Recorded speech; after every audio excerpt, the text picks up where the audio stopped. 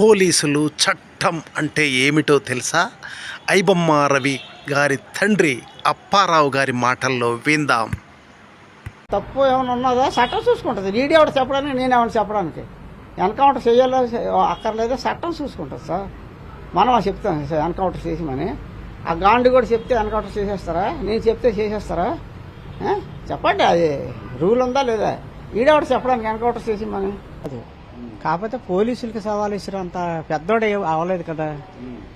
ఎంత డబ్బున్నోడైనా చట్టానికి మనం తలంచాలి.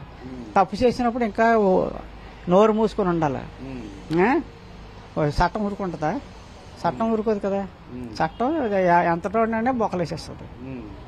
ఎప్పుడు దొరకలేదు అనుకోకూడదు. ఎప్పుడో రోజు తప్పు చేసినట్టు దొంగతనాలు చేస్తారు. ఎప్పుడోకప్పుడు పోలీసులు దొరికిపోతారు. అలా అది ఒళ్ళు దగ్గర పెట్టుకుని వాళ్ళతో మాట్లాడాలి పోలీసులతో. మనం తప్పు చేయనప్పుడు పర్వాలేదు, తప్పు చేసినప్పుడు మనం అలా మాట్లాడితే వాళ్ళు ఊరుకుంటారట.